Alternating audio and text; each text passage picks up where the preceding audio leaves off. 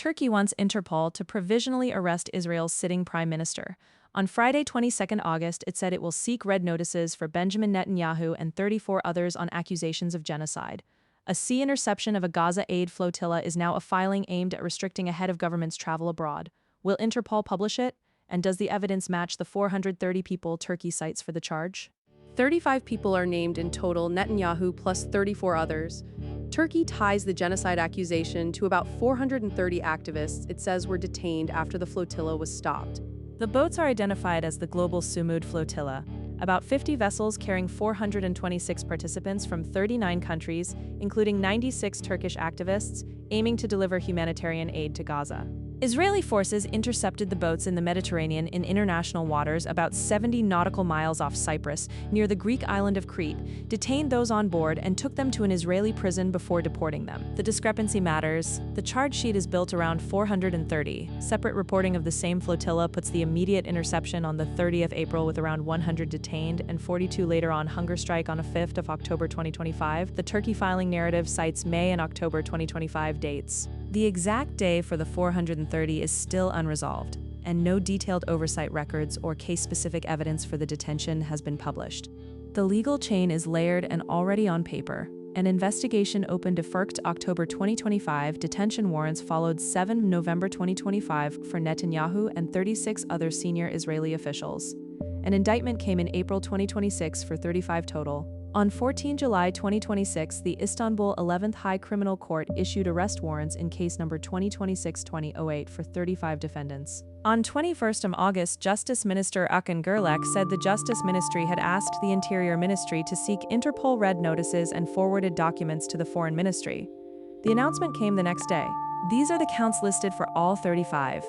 The only two names singled out at the Red Notice request stage are Netanyahu and Israeli national Afek Moskovich, also rendered Afek Moskovich and Avik Moskovich, and described as a soldier. The other 34 names have not been published, and the full text of the 14 July ruling is not publicly accessible. The move was framed as legal retaliation by President Recep Tayyip Erdogan after Israel on the preceding Tuesday bombed a northwestern Syrian airbase. The stated Israeli motive in that framing was to block a planned Turkish troop deployment and to prevent Syria, which Turkey is helping to rebuild, from regaining its pre-Civil War military strength.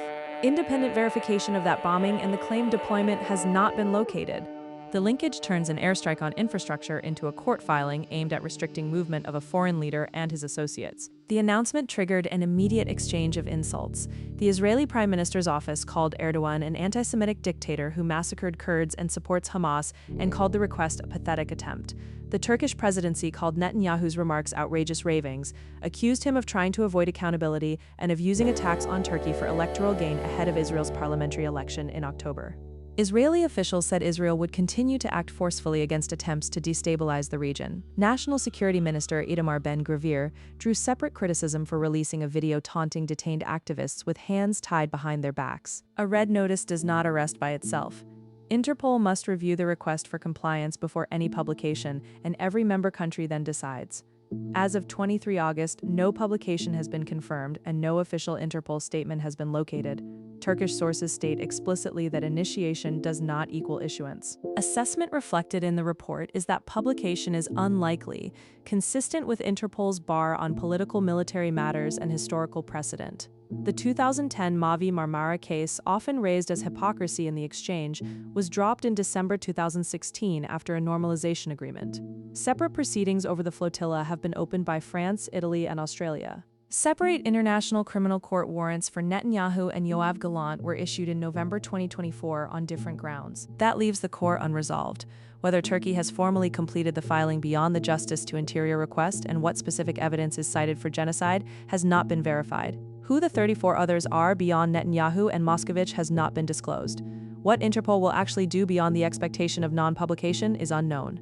How to reconcile the 430 figure with reports of around 100 detained at interception and 42 on hunger strike, and the exact date and location circumstances still needs to be reconciled. Independent verification of the Tuesday bombing of the northwestern Syrian airbase and the claimed Turkish deployment is pending. Specific oversight mechanisms and detailed case-specific evidence for torture and abuse cited in filings remain without published detail. Until filings, identities, and an Interpol decision are published, The initiative stands as a filed request with sweeping charges and a narrow path to enforcement, while the contest over Gaza access and Syria's reconstruction keeps producing legal and military moves. Like and follow for more stories that matter.